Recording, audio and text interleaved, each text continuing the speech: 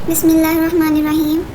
Course code 2625، lecture number 7، unit number 7، اسلامی ریاست، اسلام کا نظام اور محاصل آج ہم پڑھیں گے، جس میں اسلامی ریاست میں ٹیکس کی شرعی حیثیت ٹاپک ہے۔ ٹیکس کی ممانعت کا موقف۔ علماء اکرام کا کہنا ہے کہ اسلام میں زکوٰۃ کے سوا کوئی ٹیکس کا تصور ہی نہیں ہے۔ اگر رسول اللہ صلی اللہ علیہ وسلم کے مبارک دور کا جائزہ لیں تو اسلامی ریاست میں زکوٰۃ کے نفاذ کے سوا کوئی کسی قسم کا ٹیکس موجود نہیں تھا، اور دیگر اخراجات کے لیے حکومت زیادہ تر رضاکارانہ عطیات پر انحصار کرتی تھی۔ حالانکہ ایسا بھی ہوا کہ شدید بھوک اور ضرورت کے وقت بھی کوئی ایسا قدم نہیں اٹھایا جاتا تھا کہ اس کے علاوہ پھر اگر خلفائے راشدین کا دور دیکھیں تو اس دور میں بھی یہی صورتحال ہمیں نظر آتی ہے، یعنی علماء کرام ٹیکس کی ممانعت کرتے ہیں۔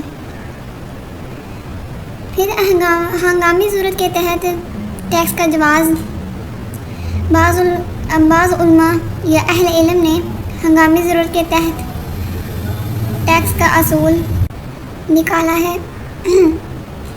اس موقف کے تحت کہ جب وسائل ختم ہونے لگیں اور مالی ضروریات میں اضافہ ہوتا چلا جائے تو اسلامی ریاست کے اخراجات پورے کرنے کے لیے فقہا نے کچھ سوچا ہے۔ امام مالک فرماتے ہیں کہ اگر وزارت خزانہ کے پاس فنڈ کی کمی ہو جائے یا پھر فوج کی ضروریات وزارت خانہ کی مالی مسائل سے پوری نہ ہو رہی ہو تو اس صورت میں ریاست کو حق پہنچتا ہے کہ وہ ٹیکس لگا سکے، اور ٹیکس کی سطح اتنی ہونی چاہیے کہ ضرورت پوری ہو سکے۔ پھر یہ بھی ہے کہ اس کے بعد اگر ضروریات پوری ہو جائیں تو ٹیکس کو ختم کر دیا جائے، مستقل نہیں لگا رہنا چاہیے۔ یہ اجازت صرف ہنگامی صورتحال میں دی گئی علماء اکرام کے نزدیک۔ ٹیکس کا اسلامی اصول۔ اسلامی نقطہ نظر سے ٹیکس کے اصول واضح کیے گئے ہیں۔ اصول، عقیدہ اور نظریہ۔ اسلامی ریاست کا مسلمان شہری بعض ٹیکس محض لینا مذہبی فریضہ اور عبادت سمجھ کر ادا کرتا ہے، یعنی جو مسلمان ہے اسلامی ریاست کا وہ یہ سمجھتا ہے کہ ٹیکس ایک مذہبی فریضہ ہے، عبادت ہے، تو وہ یہ سمجھ کر اپنا ٹیکس ادا کرتا ہے۔ مثلاً زکوٰۃ کو لے لیں، عشر کو لے لیں۔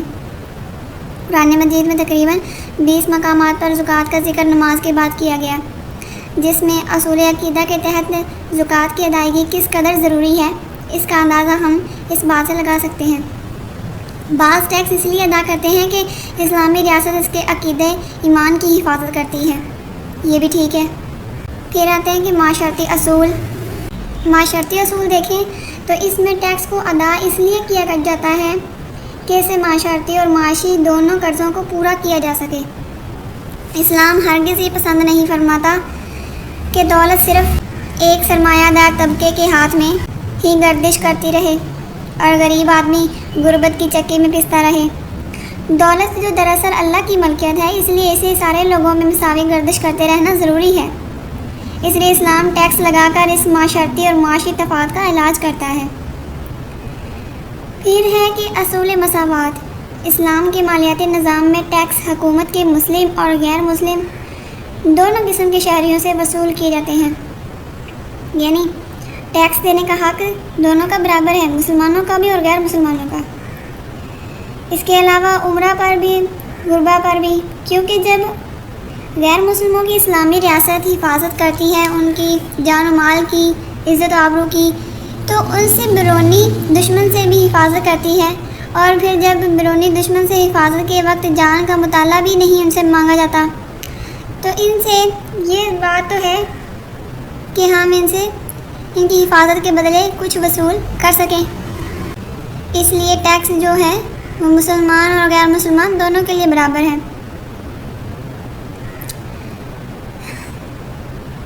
پھر ہے کہ تیقن کا اصول۔ علم ہونا، تیقن کا مطلب ہے کہ علم ہونا، جاننا، اندازہ لگانا کہ کب ہوا، کیسے ہوا، کیوں ہوا، یہ سب علم تیقن کا مطلب ہے۔ اس سے مراد ہے کہ جو بھی ٹیکس لگائے جاتے ہیں ان کی قانونی حیثیت، ان کی مقدار، ان کا وقت، سب کا علم ٹیکس دہندگان کو ہوتا ہے، یعنی ٹیکس ادا کرنے والے کو ان تمام چیزوں کا علم ہونا ضروری ہے یا ہوتا ہے۔ اسلام میں بھی اسی طرح ہے کہ مثلا زکوٰۃ اور عشر اخراج وغیرہ کو جب لیا جاتا ہے تو بتایا جاتا ہے کہ یہ کس وقت ادا کرنی ہے اور کیوں ادا کرنی ہے اور کتنی مقدار میں ادا کرنی ہے۔ پھر اصول سہولت، اس اصول کے تحت اسلام نے ٹیکس دینے والے کو ٹیکس کی ادائیگی کے طریقہ کار اور وقت ادائیگی میں سہولت پیدا کر دی ہے۔ مثلا عشر کو ہی اس وقت لیا جائے گا جب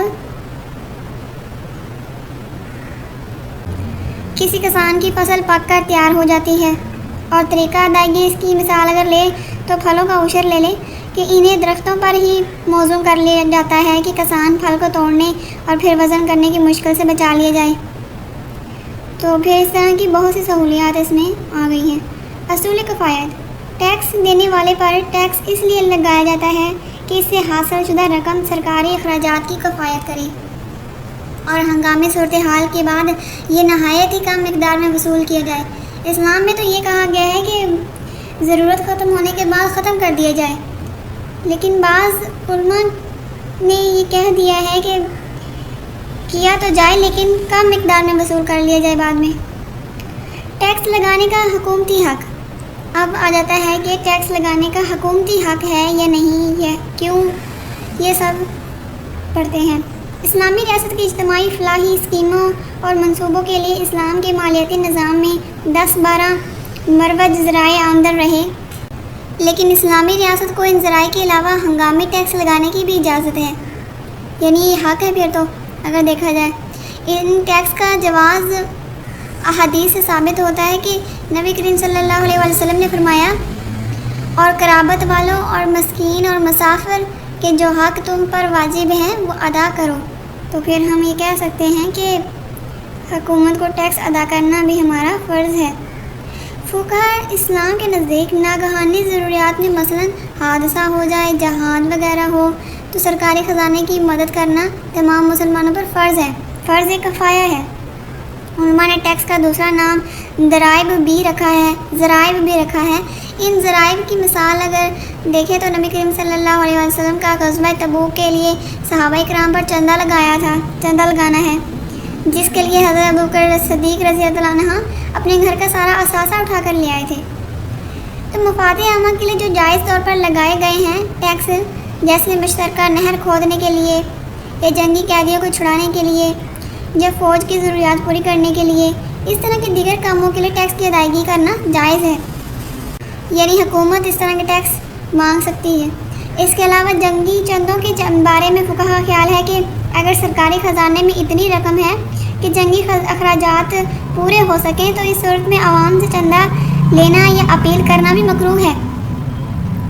جہاد اور فلاحی جنگ کے لیے یہ رائے نہیں ہے، یہ صرف جنگی جو دوسری جنگیں ہوتی ہیں ان کے لیے یہ رائے پیش کی گئی ہے۔ پھر آ جاتے ہیں کہ ٹیکس عائد کرنے کی ضوابط۔ ٹیکس عائد کرنے کے لیے کون سے ضوابط ہیں اس کے بارے میں پڑھتے ہیں۔ ٹیکس عائد کرنے کے لیے ریاست کو کچھ اصول رہنما سامنے رکھے گی، یعنی جیسے کہ شدید ناگزیر صورتحال، اگر ایسی صورتحال ہو تو پھر ٹیکس لگا سکتی ہے۔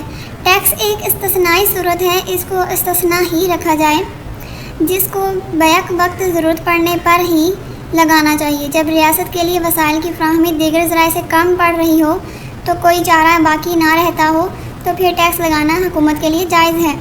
پھر ہے کہ ٹیکس کا پیمانہ اور مدت، یعنی ٹیکس لگاتے وقت یہ بات سامنے رکھی جائے کہ ٹیکس اتنا ہی لگایا جائے گا جتنا ناگزیر طور پر ضرورت ہو، اور اتنے عرصے کے لیے ہی لگایا جائے گا جتنے عرصے کے لیے اس کی ضرورت ہے۔ استطاعت کے لحاظ سے اگر دیکھا جائے تو ٹیکسوں کا اطلاق لوگوں کی استطاعت کے مطابق ہو، اس طرح غربا پر تو ٹیکس نہیں لگائے جا سکتے نا۔ جب غربت والے غربا لوگ جو ہیں وہ استطاعت ہی نہیں رکھتے تو پھر وہ ٹیکس کیسے ادا کریں؟